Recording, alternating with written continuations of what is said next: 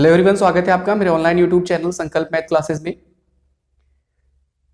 Equation से related हमने topics के बारे में डिस्कशन किया हुआ है, उससे रिलेटेड क्वेश्चंस की प्रैक्टिस हमने स्टार्ट की थी। आज हम उसी से संबंधित यानी कि संख्याओं पर आधारित प्रश्नों को, कुछ और प्रश्नों को सॉल्व करके देखेंगे कि किस तरीके से इनका सोल्यूशन होता है। ठीक है, तो चलिए देखते हैं। क्वेश्चन नंबर 1 जो है, लिखा है कि ABCD तथा E निरंतर 5 सम संख्याएं हैं।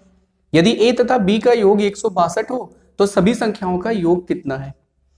ABCD और E निरंतर 5 सम संख्याएं, इस पर फोकस करिएगा। कैसी संख्याएं ये? सम संख्याएं हैं।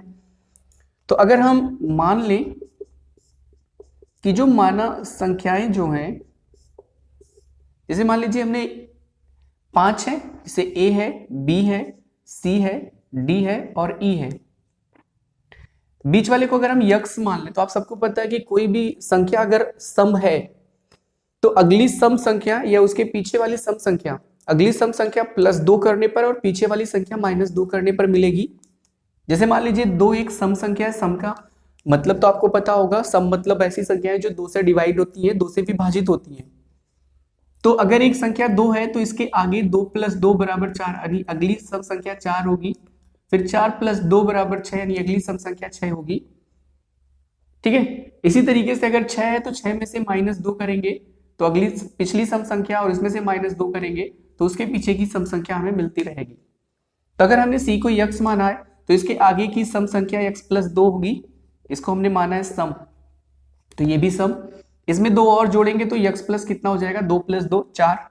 x में से 2 घटाएंगे तो x - 2, और x में से 2 और घटा देंगे x - 2 में से, तो -2 - 2 -4 हो जाएगा।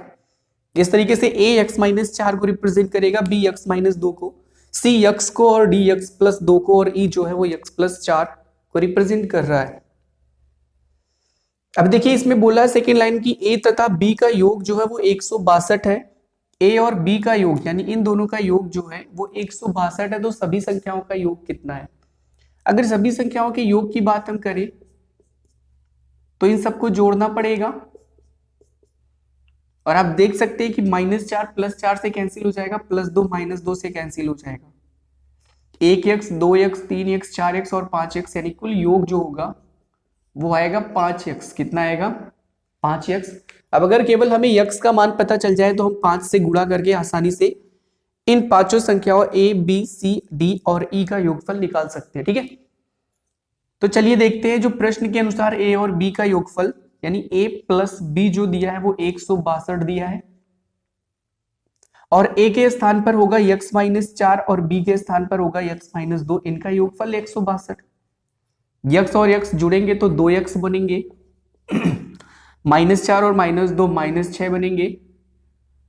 एक चीज और बता दें, समान चिन्ह में अगर कोई भी संख्या है तो वो जुड़ती है, और विपरीत चिन्ह में कोई भी संख्या अगर है तो वो घटती है, और घटने के उपरांत उस संख्या की जिसकी संख्यात्मक वैल्यू यानी संख्यात्मक मान ज्यादा है उसके सामने जो चिन्ह है वही इस्तेमाल किया जाता है। तो दोनों माइनस में है यानी सेम साइन है, चिन्ह समान है तो जुड़ जाएंगे। बराबर कितना है? 162। इसको इस तरफ भेजते हैं तो 2x = 162, ये माइनस दूसरी तरफ जाएगा तो प्लस हो जाएगा, यानी 100 कितना हो जाएगा? 68। 6 और 2 8, 2 से भाग कर दीजिए, ये कट गया, 2 × 16, फिर 2 × 8, यानी x का मान जो है वो x का मान आ गया 84। पर हमें क्या निकालना है? हमें निकालना है कि इन पांचों संख्याओं का योगफल, और पांचों संख्याओं का योगफल हमने पहले निकाल के रखा है, वो 5x के बराबर है। तो 5 गुणे x के स्थान पर रखिए 84, सॉल्व कर लीजिए तो 5 और 4 का गुणा 20, 5 और 8 का गुणा 40, 40 और 2 मिलेंगे तो 420 यानी 42 हो जाएगा, तो 420। इस तरीके से A B C में और D में कौन सा ऑप्शन राइट होगा? C ऑप्शन जो होगा वो राइट होगा। ठीक है, आई होप आपको चीजें समझ में आ रही हैं। चलिए नेक्स्ट देखते हैं।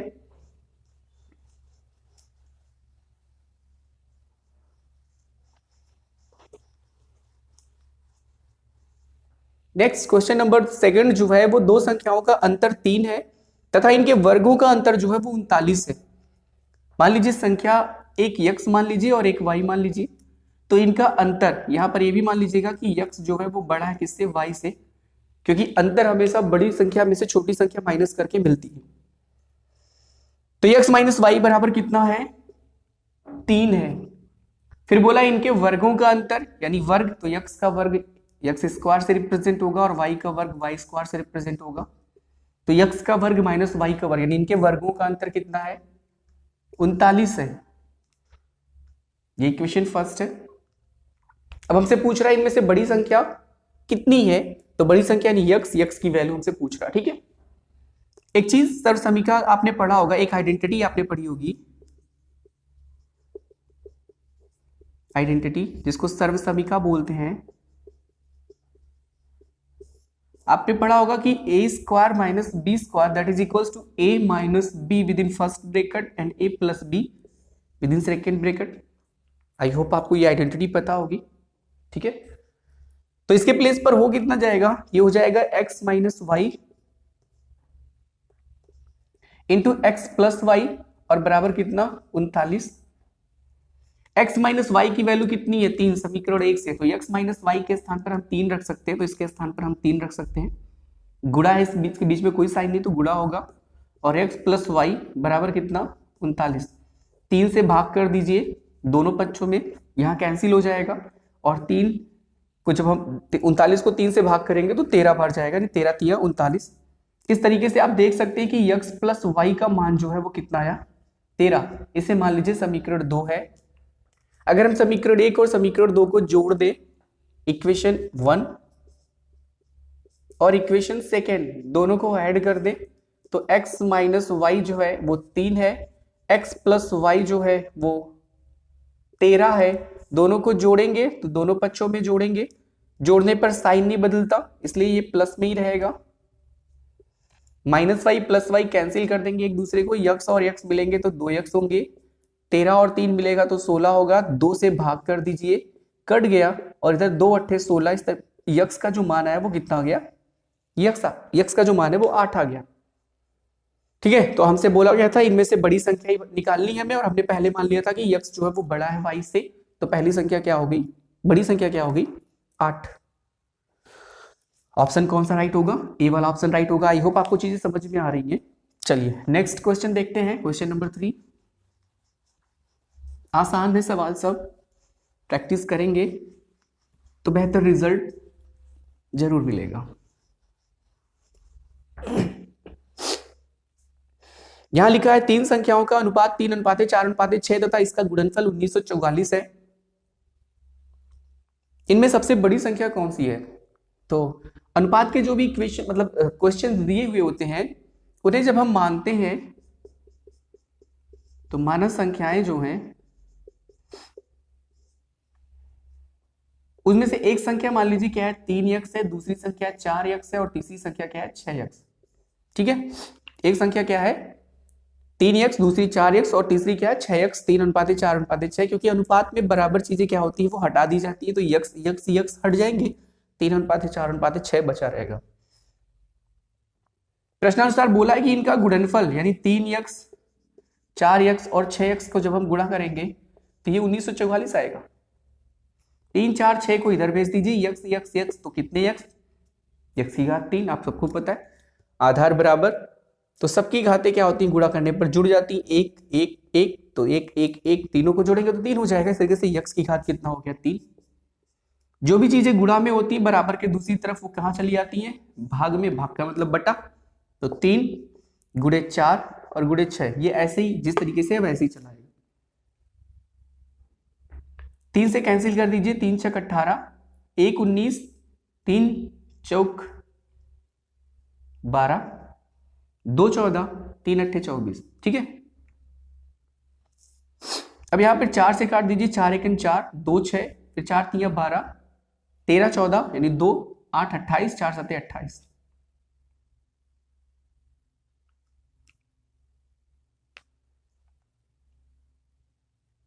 ठीक है,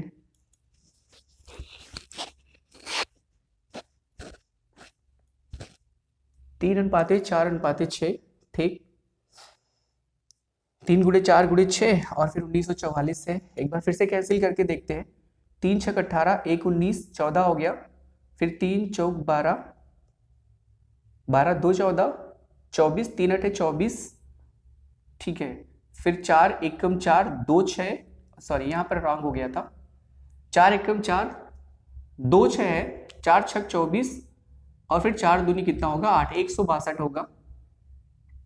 फिर यहां पर देखिए क्या हो जाएगा,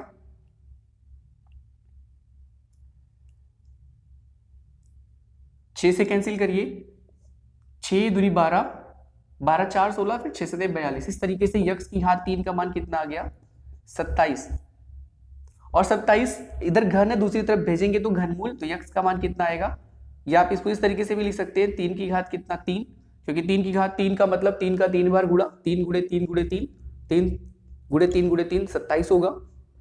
3 से 3 हट जाएगा तो यक्स का मान कितना आ गया 3 आ गया, यक्स का मान 3 आ गया। आपसे पूछा कि सबसे बड़ी संख्या बताइए, तो सबसे बड़ी संख्या क्या है 6 यक्स है, तो 6 गुणे यक्स के स्थान पर कितना 3, तो 6 3 कितना हो जाएगा 18, तो सबसे बड़ी संख्या कौन सी हो जाएगी 18। Option number C is the right answer. Okay, I hope आपको चीजें समझ में आ रही है, वेरी गुड। इस तरीके से हम क्वेश्चंस की प्रैक्टिस स्टार्ट कर रहे हैं और काफी क्वेश्चंस की प्रैक्टिस हमने कर भी ली है, और अभी भी कुछ क्वेश्चंस बचे हैं जिनकी प्रैक्टिस हम अपने नेक्स्ट वीडियो में करेंगे। वीडियो शॉर्ट ही बनाएंगे ताकि आपको देखने और रिवीजन करने में आसानी हो। और अगर आपको ये वीडियो पसंद है तो इन वीडियो को लाइक शेयर और सब्सक्राइब भी जरूर करिए, और इसके अलावा अगर आपकी कोई क्वेरी है, कोई सजेशन है तो उसे कमेंट बॉक्स में भी जरूर लिखिए। मिलते हैं अपने नेक्स्ट वीडियो में, तब तक के लिए धन्यवाद।